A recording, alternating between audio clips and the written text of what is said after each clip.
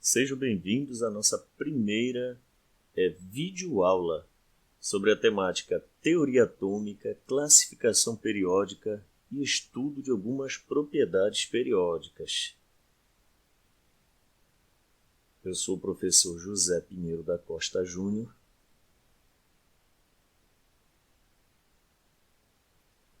E essa é a nossa primeira videoaula de atomística e propriedades periódicas. E logo no início eu vou apresentar uma proposta de estudo e avaliação para os alunos.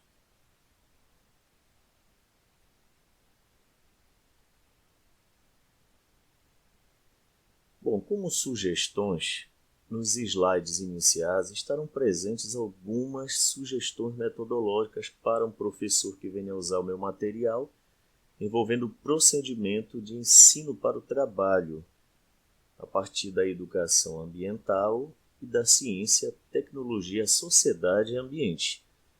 A construção também de mapas conceituais que fazem parte da nossa avaliação e da nossa metodologia, aplicando-se à teoria da aprendizagem significativa de Ausubel. E também, não podemos esquecer, a construção de histórias em quadrinhos, que constitui a parte lúdica do trabalho, uma das partes, e vai participar da avaliação. Se essa utilização se mostrar ineficiente ou enfadonha, o professor, o leitor, aluno ou um autodidata poderá passar adiante, lógico. Porém, poderia ser viável e maravilhoso trilhar nesses caminhos, nesses passos, inclusive se habituar ao acesso de tecnologias e de alguns sites já citados, começando a partir do próximo slide.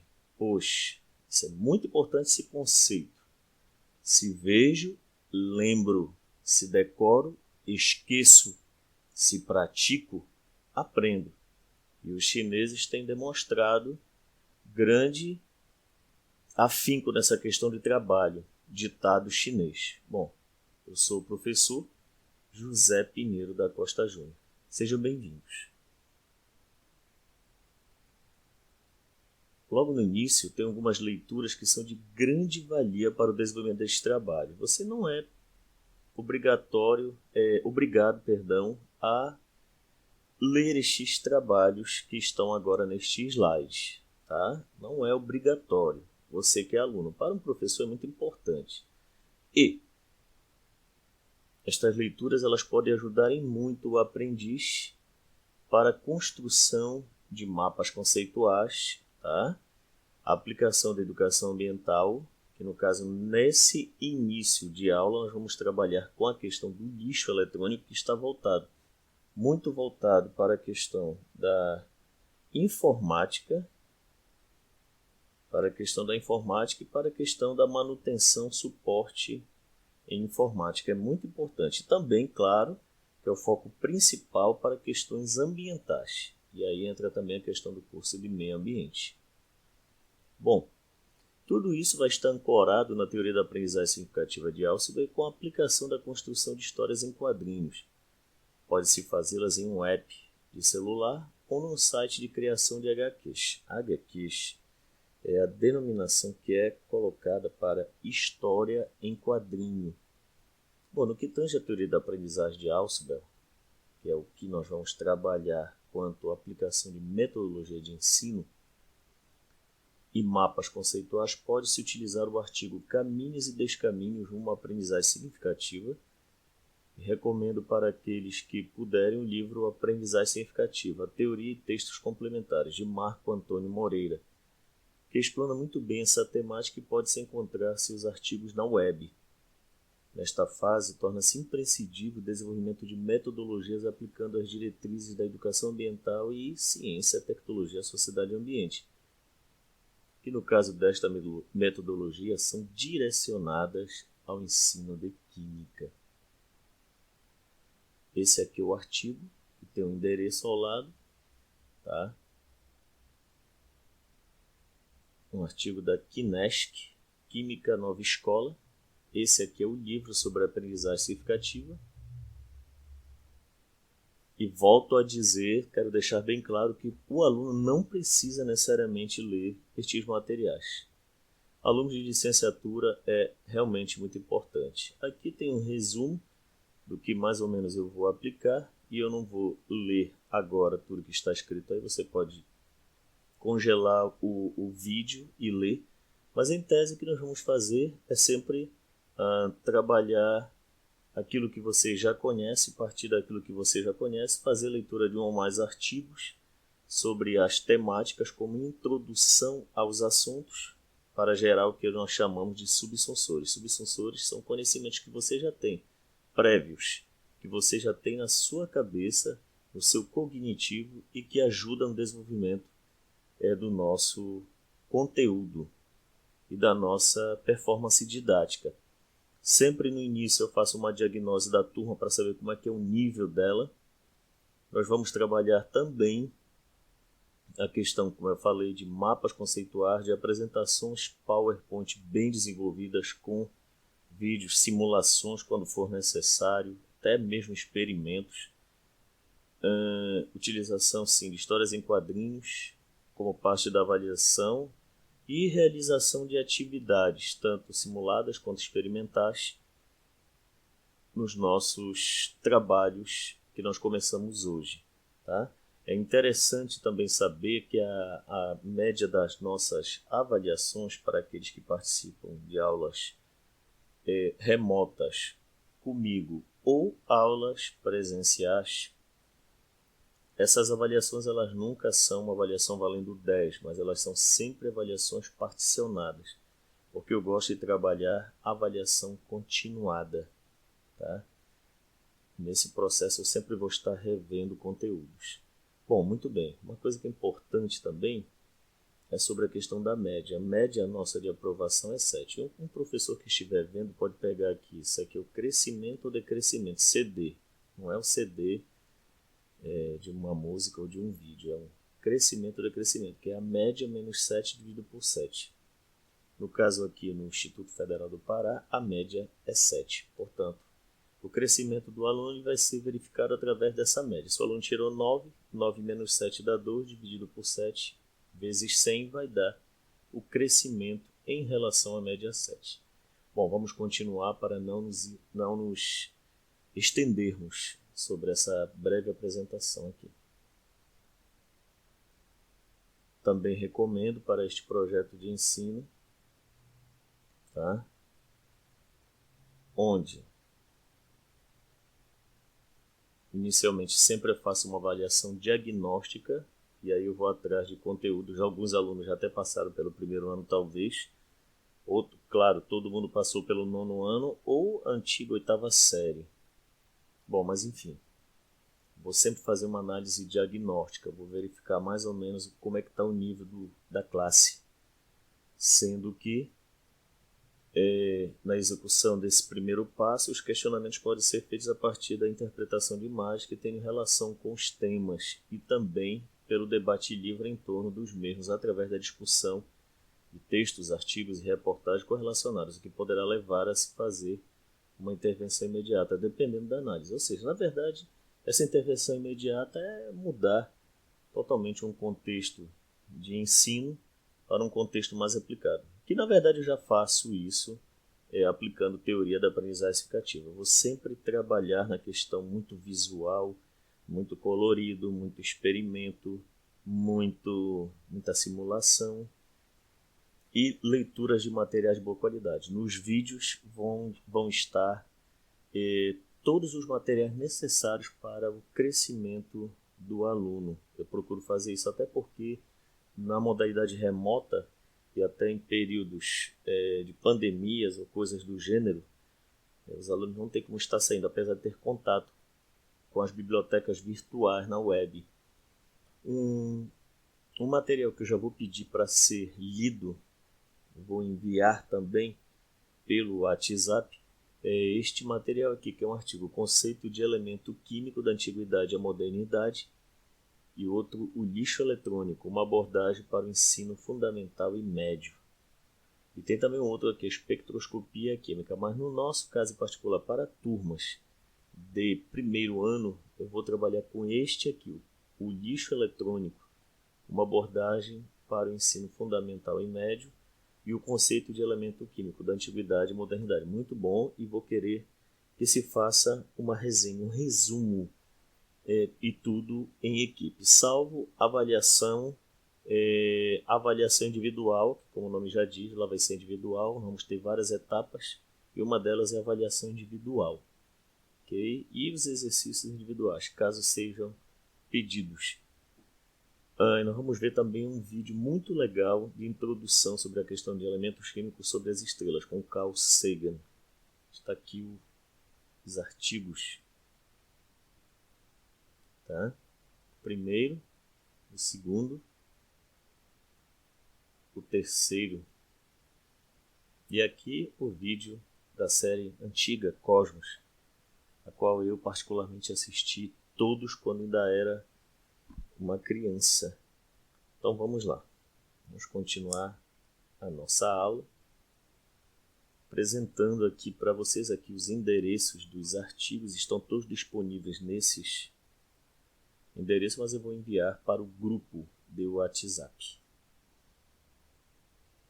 Um exemplo de história em quadrinho que foi desenvolvida ainda quando eu fazia a minha dissertação de mestrado, um bom tempo atrás, muito tempo, na turma de edificações.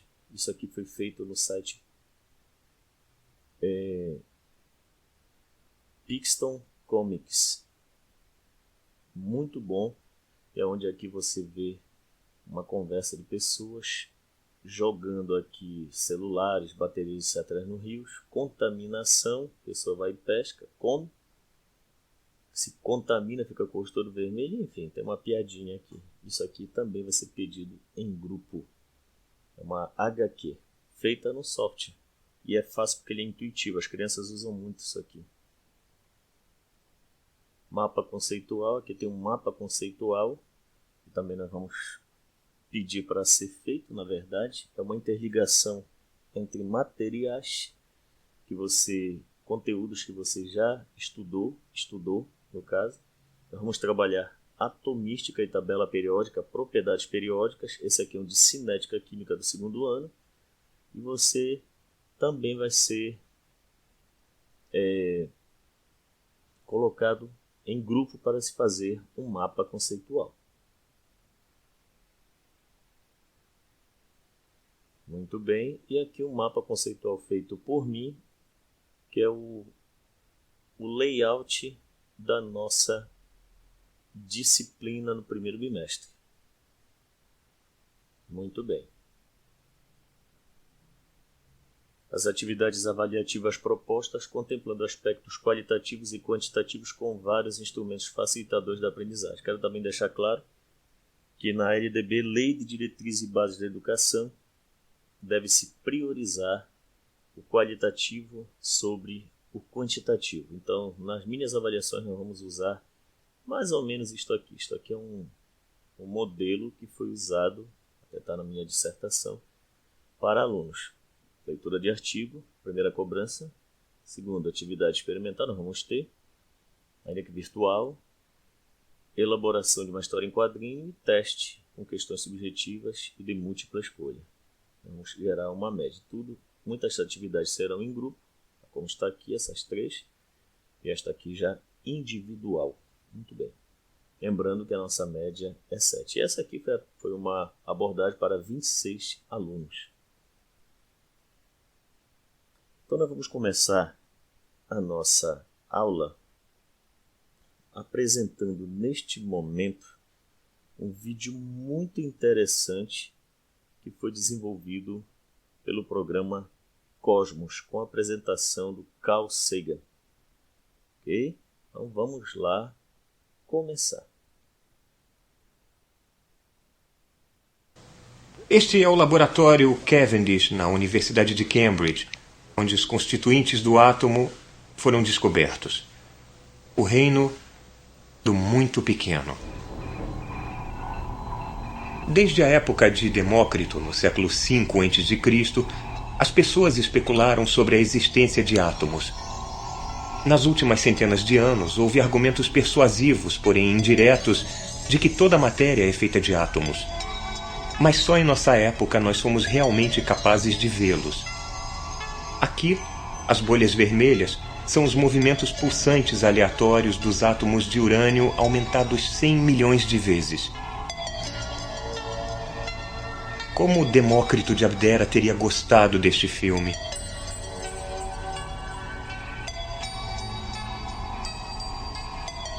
Nós aceitamos bem a ideia dos átomos. E mesmo assim, há muitos tipos diferentes, lindos e úteis ao mesmo tempo. Vejam.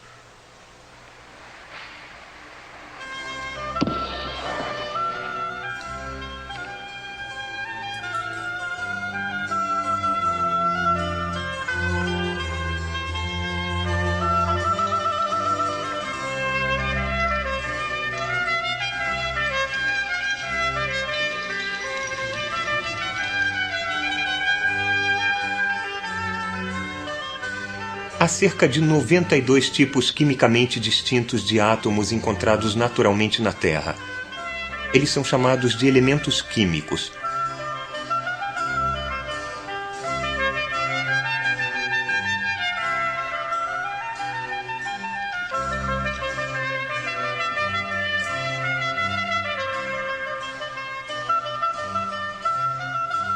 Virtualmente tudo o que vemos e conhecemos, toda a beleza do mundo natural, é feito desses poucos tipos de átomos arranjados em padrões químicos harmoniosos.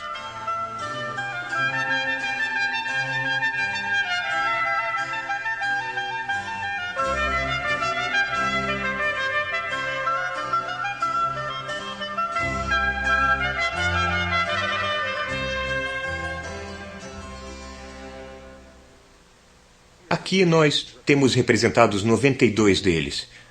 À temperatura ambiente, muitos deles são sólidos, alguns são gases, e 2 deles, bromo e mercúrio, são líquidos. Eles estão arrumados em ordem de complexidade.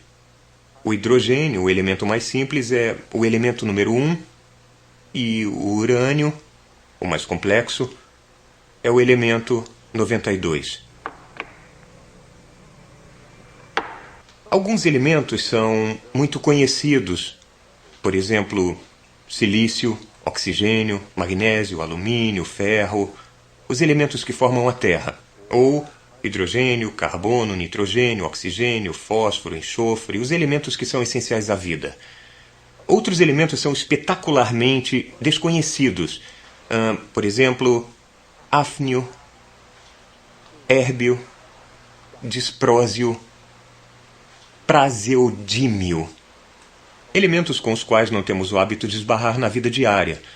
De um modo geral, quanto mais conhecido é um elemento, mais abundante ele é. Há grande quantidade de ferro na Terra, mas não tanto de ítrio. O fato de que os átomos são compostos de apenas 3 tipos de partículas elementares, prótons, nêutrons e elétrons, é uma descoberta comparativamente recente. O nêutron só foi descoberto em 1932, e ele, como o elétron e o próton, foi descoberto aqui, na Universidade de Cambridge. A física e a química modernas reduziram a complexidade do mundo sensível a uma simplicidade espantosa. 3 unidades, reunidas em padrões diferentes, fazem, essencialmente, tudo.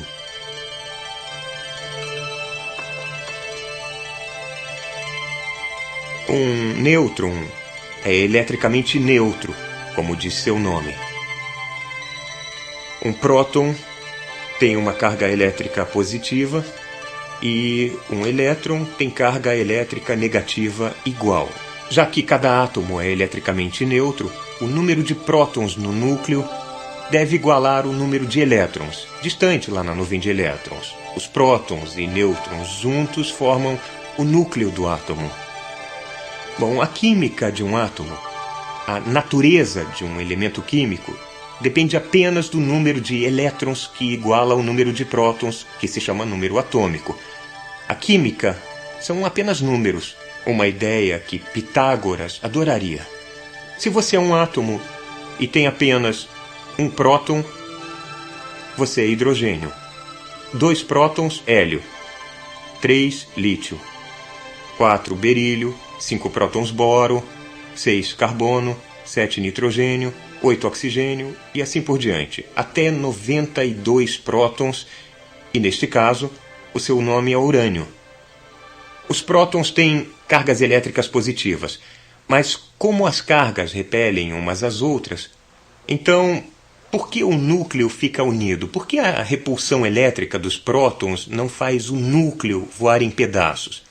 Porque a outra força na natureza não é a eletricidade nem a gravidade. É a força nuclear. Podemos pensar nela como ganchos de curto alcance que começam a trabalhar quando prótons e nêutrons ficam muito juntos. A força nuclear pode superar a repulsão elétrica dos prótons. Já que os nêutrons exercem forças nucleares, mas não forças elétricas, eles são um tipo de cola que une os núcleos atômicos.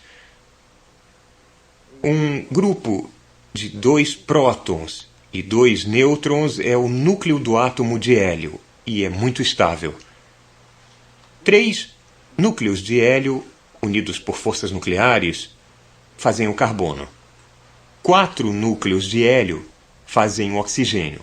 Não há diferença entre 4 núcleos de hélio unidos por forças nucleares e o núcleo do oxigênio. Eles são a mesma coisa.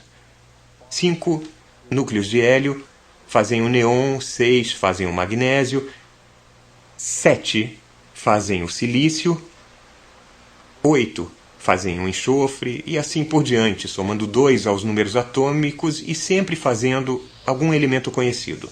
Sempre que somamos ou subtraímos um próton e os nêutrons suficientes para manter o núcleo unido, nós fazemos um novo elemento químico. Considerem o mercúrio.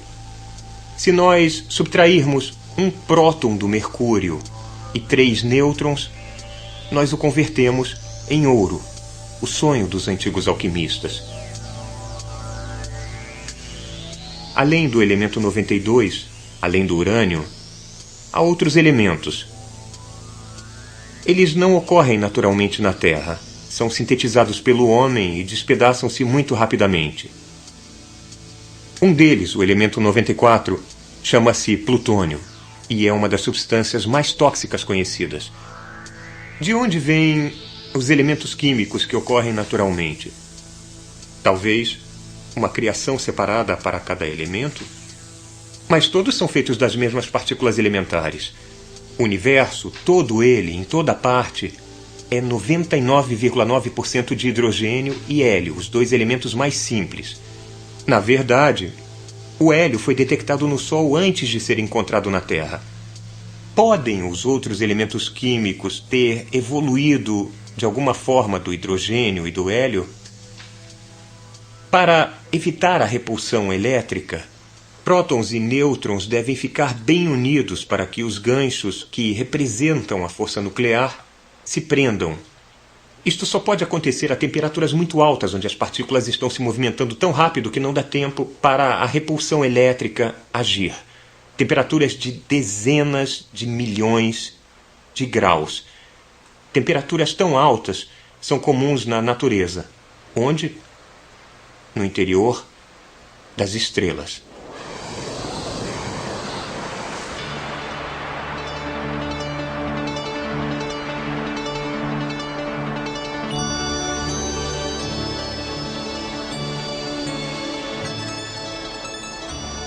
Os átomos são feitos no interior das estrelas.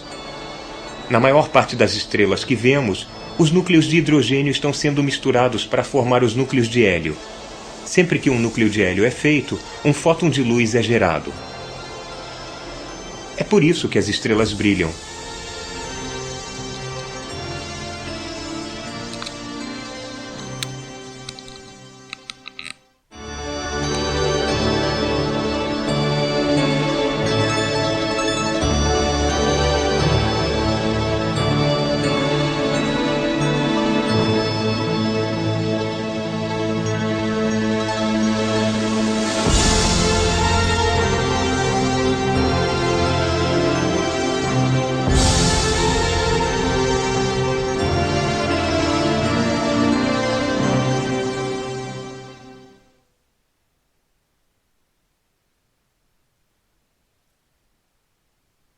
Então, terminado o vídeo, que fala muito bem com a apresentação do Carl Sagan sobre a questão dos elementos químicos, que nós vamos ver mais adiante, nós vamos passar para a questão inicial do nosso assunto, que é o estudo da matéria. Bom, muito bem. As características elétricas da matéria. Você provavelmente já sentiu a sensação de eletrização ao encostar o braço na tela de uma televisão recentemente desligada, ou quando encostou folhas de plástico fino recentemente atritadas em seu corpo. Aliás, isso aqui é muito perceptível quando nós vamos ao supermercado e aquelas sacolas encostam em nosso braço. Esses fenômenos indicam que houve acúmulo de cargas que se transferem de um corpo para o outro. Aqui eu tenho dois exemplos. Um que eu acho que é mais clássico, que é a questão do pente atritado com o cabelo e depois ele consegue puxar, atrair pedacinhos de papel bem leve. Fenômeno de eletrização. Outro aqui no caso, você está vendo aqui esse balão atritado mudando a trajetória do filete de água que está saindo aqui da torneira. Olha só, ele é atraído. Alguma coisa está acontecendo. Exatamente, que é a característica elétrica da matéria. Muito bem. Historicamente, pelo menos ao que se consta, os fenômenos elétricos foram primeiramente observados pelo filósofo grego Tales de Mileto, em 640 a.C. a 546 a.C. foi o período em que ele viveu, e ele trabalhou muito com essa questão de observação. E fez algumas experiências com âmbar e descobriu que esse material adquire uma carga elétrica quando é atritado com tecidos como seda ou lã. Quero fazer um comentáriozinho aqui sobre o âmbar. Para quem já viu o Parque dos Dinossauros, né? Aquele filme lá do Parque dos Dinossauros, se não me falha a memória, o filme ele começa, nos inícios do filme, existe um cristal que tem dentro um mosquitinho. O mosquitinho ele tem a função, na verdade, de chupar o sangue, né, dos animais, nessa época, chupando o sangue dos dinossauros. Retendo o sangue, ele retém também o que? O DNA do animal. E alguém vai lá e fura para tirar esse material que estava acumulado com o mosquitinho. Bom, mas isso tudo estava ocorrendo porque o mosquito foi preso ao âmbar. O âmbar, para quem não sabe, é aquela resina que sai das árvores. Aliás, vamos corrigir, não é a resina. A resina, quando soterrada, passa-se muito tempo, condições normais, condições apropriadas de pressão e temperatura, fazem com que aquela resina, vamos chamar aqui de sangue das árvores, ele se cristalize, fossilize. E isso que sobra, na verdade, é isto aqui, o âmbar, que também quer dizer, em grego, elétron. Tá? Então, esse pedaço de âmbar, quando ele é atritado, aqui está dizendo o seguinte: descobriu que esse material adquire uma carga elétrica quando é atritado com tecidos como seda ou lã. Está aqui o Tales de Mileto, e uma das grandes contribuições dele, que na minha opinião foi uma das maiores, foi exatamente nisto aqui, as proporções de segmentos, que nós usamos muito em química.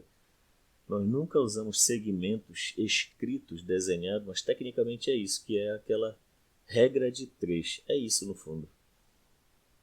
Uma explicação mais satisfatória para os fenômenos elétricos só foi possível no final do século XVIII, a partir de experimentos feitos por Benjamin Franklin, que atribuiu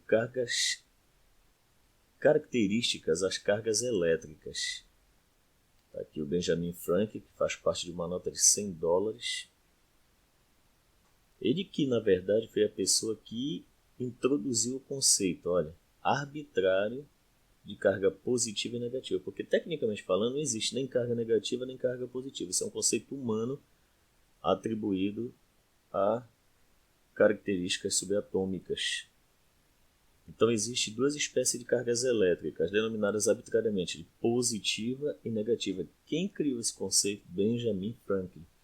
Cargas de mesmo sinal se repelem, cargas de sinal contrário se atraem, também outro conceito. E por fim, as cargas podem ser transferidas de um corpo para o outro por contato ou indução. No fim do século XIX, o físico italiano Alessandro Giuseppe Volta construiu um dispositivo denominado pilha elétrica ou voltaica e observou que a reação química nela produzida promovia um fluxo de partículas eletrizadas. Esse fluxo recebeu o nome de corrente elétrica.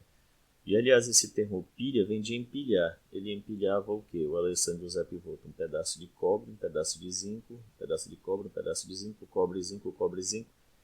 Todos eles, entre cada um, o cobre e o zinco, um pedaço de pano embebido com ácido sulfúrico. O primeiro pedaço de metal, vamos supor que fosse o cobre, era ligado entre aspas, né? Fazia-se uma conexão intermediária entre o primeiro e o último. Se começou com o cobre, termina-se com o zinco. E aí, como ele empilhava como se fosse um hambúrguer, daí a palavra pilha, tá? Quem criou isso foi essa criatura aqui chamada Alessandro Giuseppe Volta, grande cientista, grandes contributos à área de físico-química ele deu. A matéria é formada por átomos. Já sabemos que tudo que nos rodeia tem massa e ocupa lugar no espaço, é denominado matéria. Conceito inclusive visto no 9º ano do ensino fundamental maior ou na antiga 8ª série. Mas, de que a matéria é constituída? O que ocorre quando quebramos uma porção de matéria em pedaços cada vez menores? Ao responder essas perguntas, os filósofos gregos se dividiram. Alguns acharam que uma porção de matéria poderia ser quebrada indefinidamente em pedaços cada vez menores, menores e menores e menores e menores. Outros, ao contrário, afirmaram que uma porção de matéria poderia ser quebrada em pedaços cada vez menores, só que até que se atingisse uma partícula extremamente pequena que não poderia mais ser dividida. Essa partícula foi denominada átomo. Aliás, átomo é uma junção de duas palavras. A quer dizer não e tomo quer dizer parte. Antigamente, inclusive nos livros, não vinha escrito nisso, vinha escrito tomo. Ainda cheguei a ver isso. Portanto, átomo é uma palavra que quer dizer não parte. Então, se você nunca falou uma palavra em grego, basta falar átomo, não parte.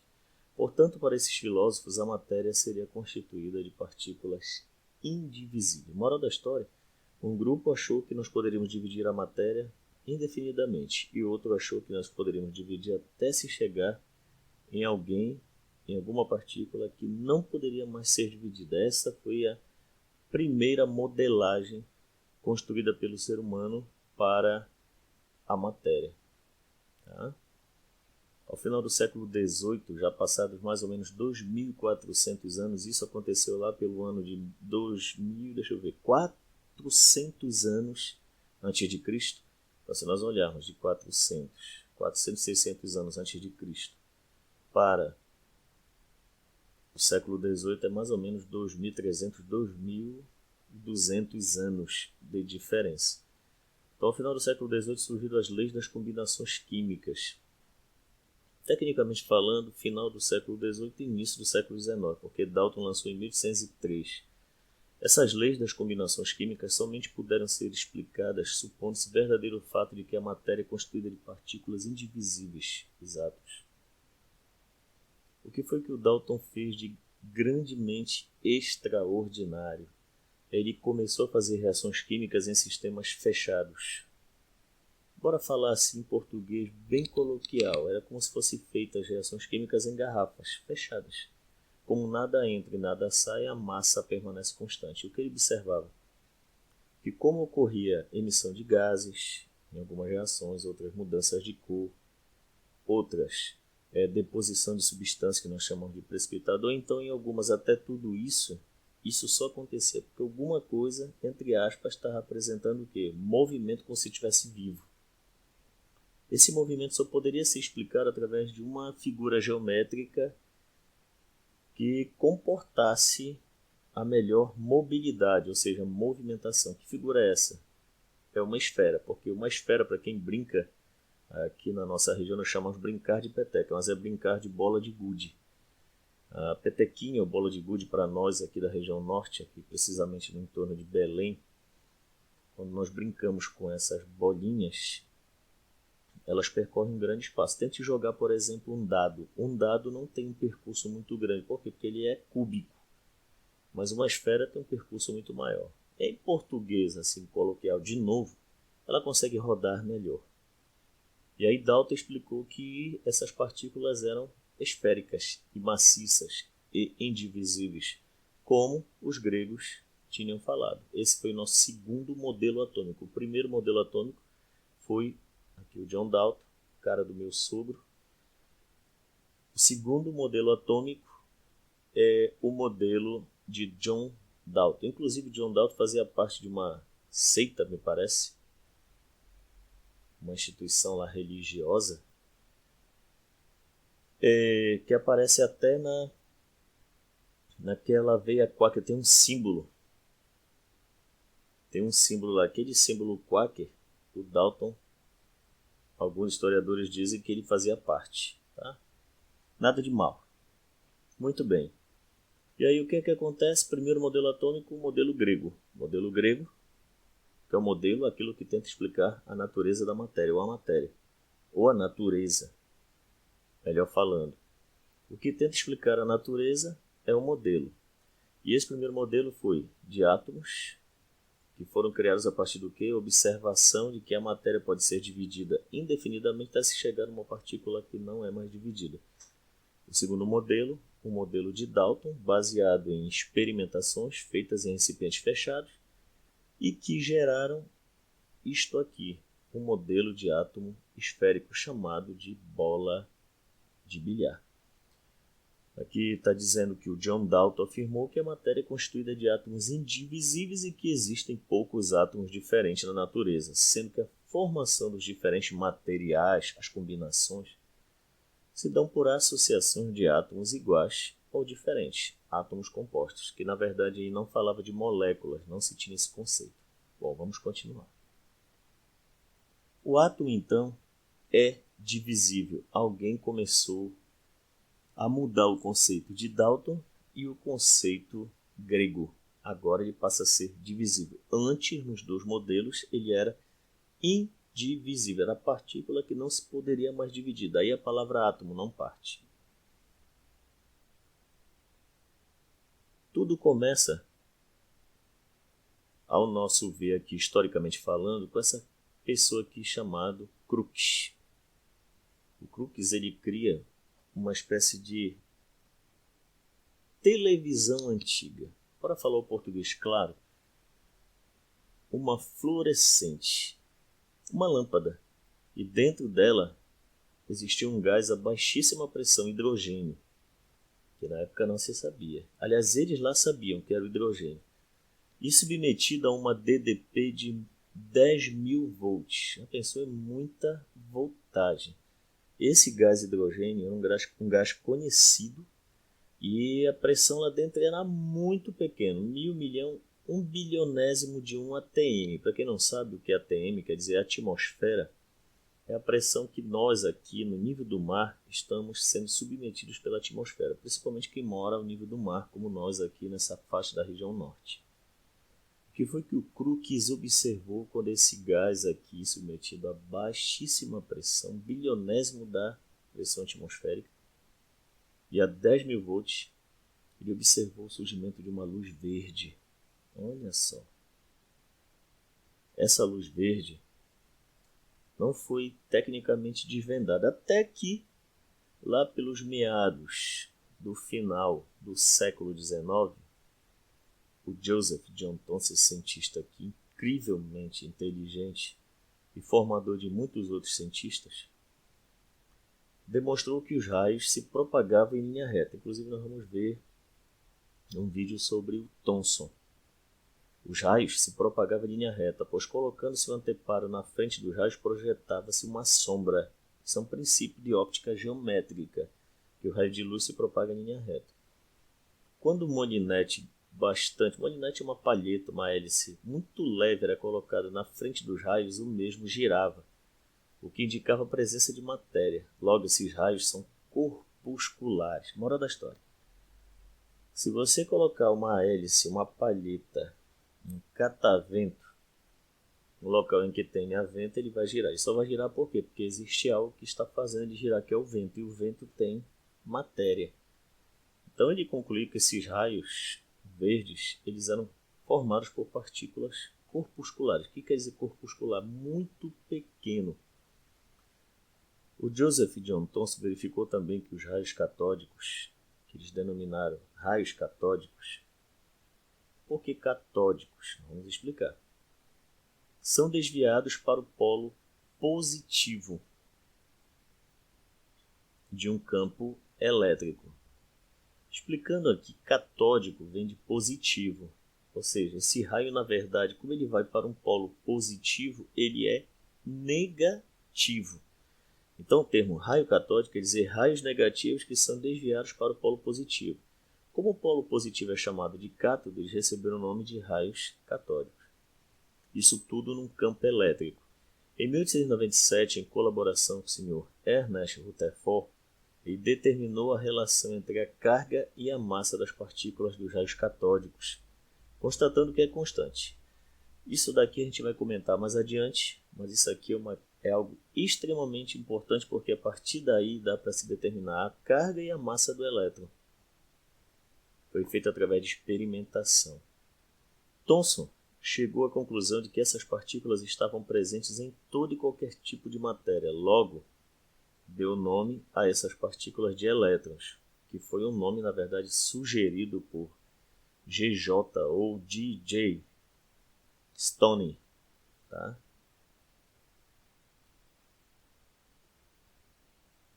Então vamos ver um vídeo. Esse vídeo tem em torno de 9 segundos. E é um vídeo muito importante.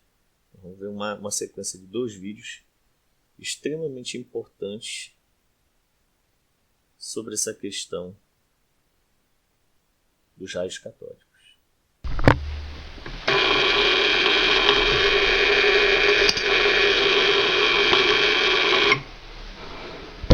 Vamos agora ao segundo vídeo. Esse aqui está disponível, tem um endereço aqui no YouTube, para não retirar os direitos autorais. A mesma coisa acontecer com outro vídeo. E o outro vídeo, ele tem em torno de 37 segundos.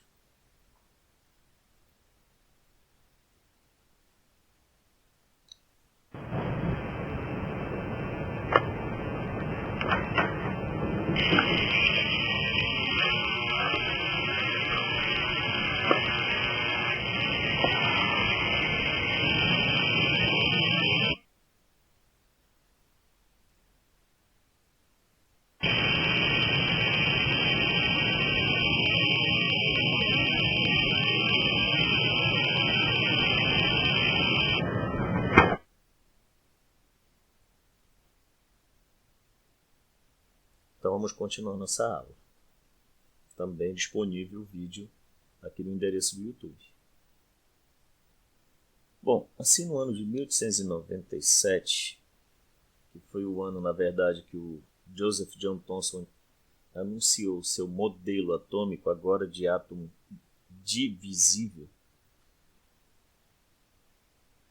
Esse modelo chamou-se Bloom-Pilden, que quer dizer pudim de passas, onde seria formado por uma esfera maciça, o átomo, carregada positivamente e revestida por cargas negativas, os elétrons.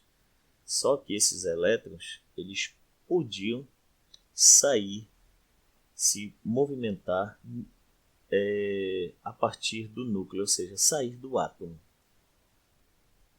Esse é o terceiro modelo criado, e eu criei aqui uma simulaçãozinha, feita aqui no PowerPoint, um pouco grosseira, mas que mostra o que? Um núcleo positivo incrustado de quê?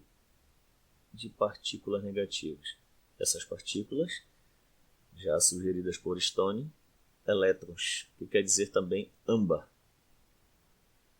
Então, esfera de carga positiva e aqui os elétrons. Se nós fôssemos poder visualizar melhor este modelo, antigamente tinha uma peteca, bola de gude, chamada de bola de gude colombiana. Você pegava na bola e não percebia nada, extremamente lisa, mas por dentro tinha um monte de outros componentes de vidro que davam cores bonitas. É mais ou menos assim, se nós pudéssemos observar, esses elétrons, eles não, se pudéssemos tocar nesse modelo de Thomson que ele criou, foi um modelo apenas, ele nem existe na prática, ele seria como isso, nós não sentiríamos essas partículas aqui incrustadas, seria tudo perfeitinho, liso. Nós sabíamos que eles estão lá, mas não teríamos como senti-los. Homogêneo. Um outro modelo aqui grosseiro, também retirado do Pixabay, mas eu coloquei aqui mais para fazer um contraste. Esse modelo aqui, por exemplo, ele não é muito correto para o modelo de Thomson, porque aqui parece os elétrons como se fosse uma superfície áspera, rugosa. Isso não existe. Mas uma coisa importante é isso aqui, as partículas positivas. E aqui nós vamos ver mais um vídeo de 2,54 segundos. It was here in Cambridge that the first clear evidence for smaller objects inside the atom was found. Many of the great scientists of history have walked these streets, and one of the greatest was J.J. Thomson, who became the director of this, the old Cavendish laboratory. In 1896, Thomson had just got his hands on this new piece of kit. Now, it's essentially a particle accelerator. When this plate's heated, particles are emitted. They're accelerated by these electrodes.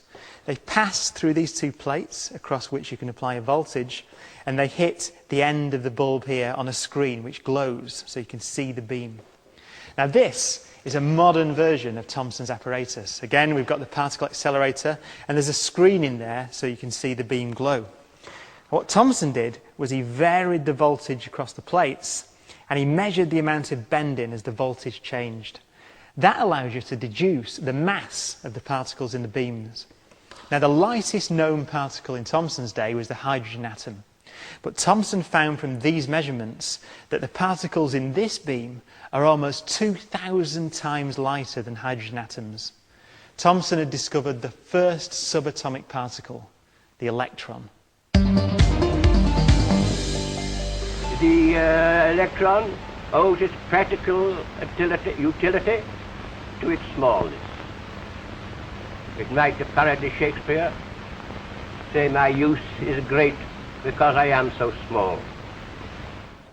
The electron was the first discovery of a fundamental particle, and it is interesting to realise that more than 100 years later, the electron is still, to the best measurements we can do today, a fundamental letter of nature's alphabet. We can use electrons as ways to probe materials and look at the structure in electron microscopes or in big machines like this accelerator behind me. Pretty much all of everything we do in the 21st century depends on understanding the properties of electrons.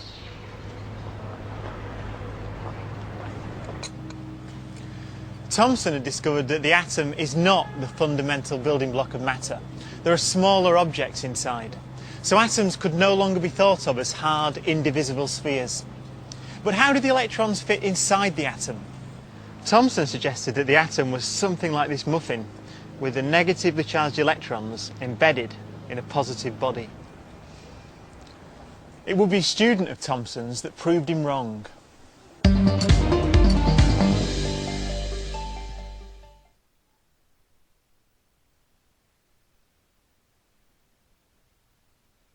Vale ressaltar que os raios catódicos são verdes e que eles conseguem movimentar o molinete, uma palheta, o que caracteriza a ação de partículas. Essas partículas foram determinadas experimentalmente, foram chamadas de elétrons.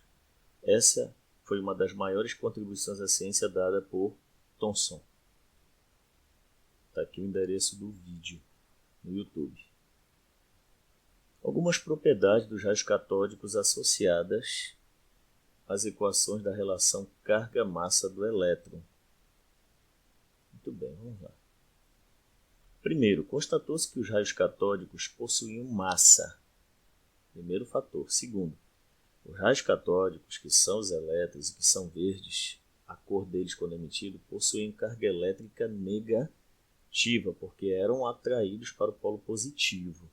Terceiro, os raios catódicos se propagavam em linha reta. Como já visto no slide anterior, os raios catódicos foram chamados de elétrons, e a descoberta dessas partículas foi atribuída a Joseph John Thomson, físico inglês que conseguiu medir a relação entre a sua carga e a sua massa. A divisão entre a carga e a massa do elétron, mesmo ele não sabendo nem a carga nem a massa, ele conseguiu determinar esse número aqui, 1,758805 vezes 10 elevado a 11 coulomb por quilograma. E pela análise do movimento do elétron, que foi isso que ele fez, quando submetido a condições conhecidas de um campo magnético, ou seja, ele sabia a intensidade do campo e ele tinha as coordenadas do movimento. Não é? Outra coisa importante, um raio da trajetória circular descrita pelo elétron no campo e uma velocidade atingida pelo elétron nesse campo. Se sabia tanto a trajetória, o raio é a distância do centro da curvatura até o ponto de movimento, e ele sabia também o que?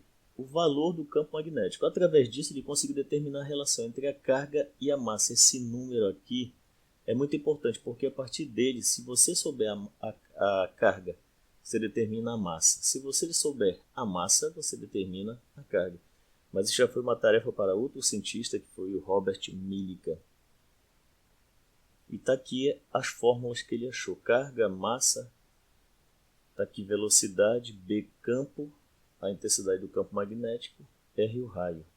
Aqui o raio ao quadrado, o campo magnético, a carga, velocidade aqui, massa. Através dessas fórmulas aqui ele conseguiu achar este número.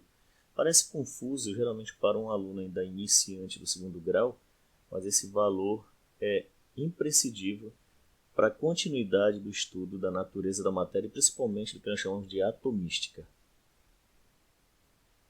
Em 1909, o Millikan conseguiu determinar o que? Essa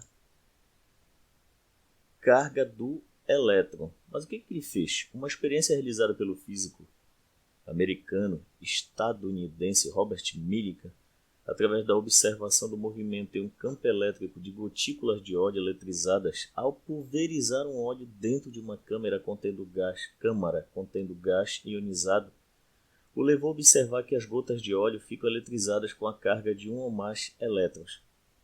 Medindo-se a carga das várias gotículas, o máximo divisor comum dos resultados obtidos é a carga do elétron, ou seja, o menor valor que ele poderia dividir pela proporção das gotículas.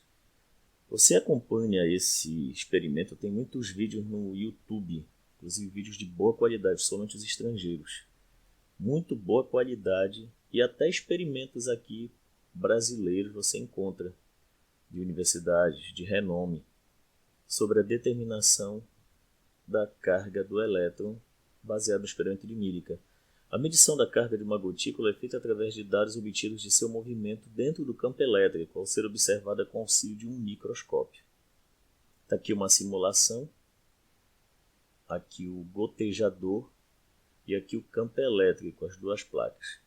E aqui a questão da observação. Olha só. Mas é bom olhar uma simulação. Aqui o Robert Andrew Millikan. Em 1886, o físico alemão Eugen Goldstein, usando uma aparelhagem semelhante à de Thomson, aquele tubo de Crookes que eu falei antes, e que aparece no vídeo, com os raios verdes, o raio catódico, observou o aparecimento de um feixe luminoso no sentido oposto ao dos elétrons. Concluiu que esse feixe, ou seja, que os componentes desse feixe deveriam apresentar carga elétrica positiva, porque se desviavam para o lado negativo. Mais tarde, em 1904, o Ernest Rutherford, ao realizar o mesmo experimento, mas com gás hidrogênio, que na época já era conhecido como mais leve, detectou a presença de partículas bem menores do que as observadas por Goldstein, as quais denominou de prótons. Foi a descoberta dos prótons. Quero lembrar que primeiro se descobriu os elétrons. Se se descobriu os elétrons no átomo, então o átomo já é divisível. E agora se descobriu os prótons, que mostra que o átomo também é divisível, ou seja, que o átomo é formado por pequenas partículas.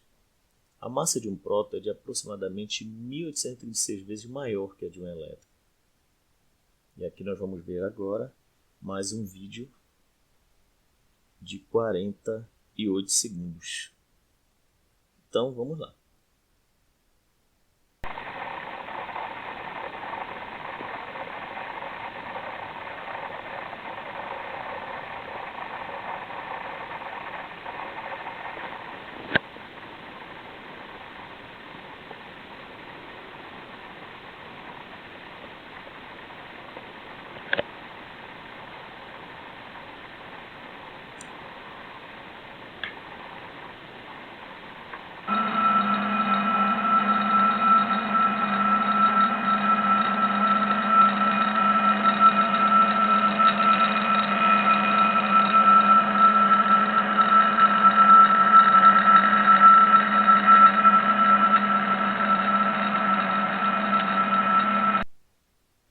Então vamos continuar nossa aula a partir do vídeo. Está aqui o endereço no YouTube para disponibilização.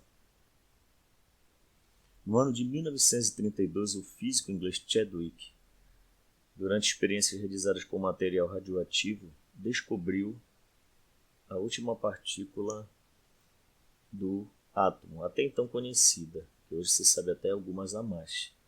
Essas partículas foram denominadas de nêutrons, né? Essas partículas foram resultado da observação de que a massa do núcleo do átomo era maior que a sua carga.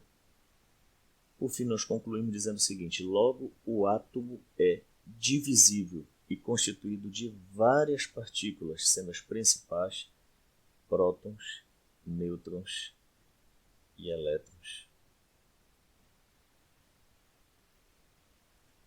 Agora eu vou deixar aqui algumas atividades direcionadas à primeira videoaula e vocês vão entregar de acordo com a data que eu colocar para vocês pelo WhatsApp. Está aqui primeiro conjunto de atividades, né?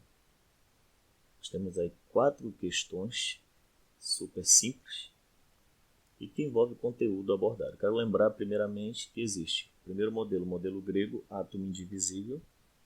Segundo modelo, modelo de Dalton, átomo indivisível, agora esférico. E o terceiro modelo, modelo de Thomson, um átomo constituído de um núcleo pesado, na verdade uma esfera, e essa esfera cheia de elétrons que estão incrustados, carga negativa. O segundo conjunto de atividades. E aqui é interessante você tirar um print, copiar ou até imprimir, caso queira. Tabela periódica que a gente usa, aqui está a tabela 22, porque a apresentação geral, que contém todas as aulas de atomística, ela está com a tabela 22. No caso, seria a nossa primeira tabela aqui nesta apresentação. Essa aqui já apresenta aqui, ó.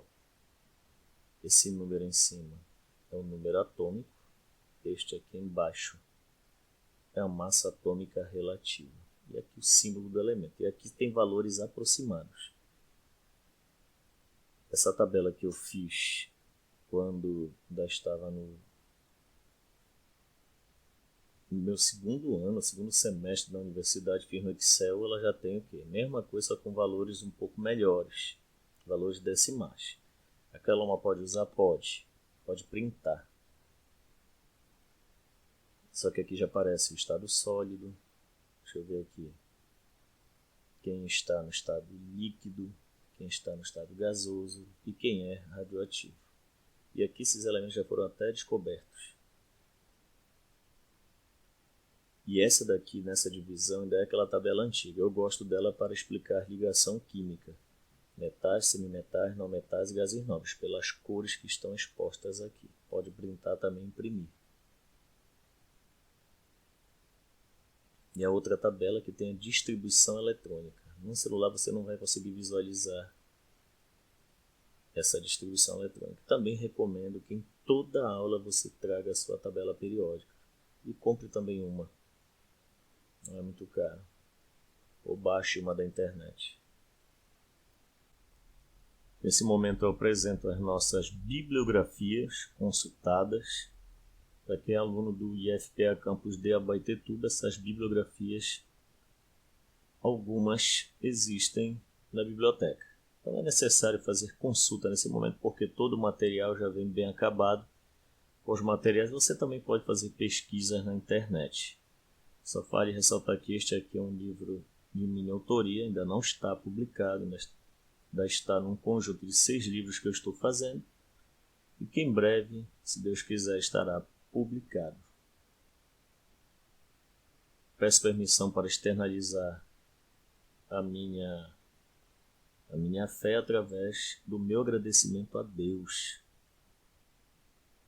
Então, peço-lhes permissão para dar o meu muito obrigado ao Senhor Deus por oportunizar o cumprimento de mais uma tarefa existente nesse maravilhoso trabalho que é educar. Eu coloco um versículo aqui, respeitando a todos. Ó ser humano, ele já te revelou o que é bom e o que o Senhor exige, pede de ti, senão que apenas pratiques a justiça, ames a misericórdia e a lealdade e andes humildemente na companhia do teu Deus. O texto de Miqueias 6:8. Que nós tenhamos um bom resultado e desempenho de ensino e aprendizagem nessas videoaulas do tema atomística e propriedades periódicas. E até breve, se Deus quiser.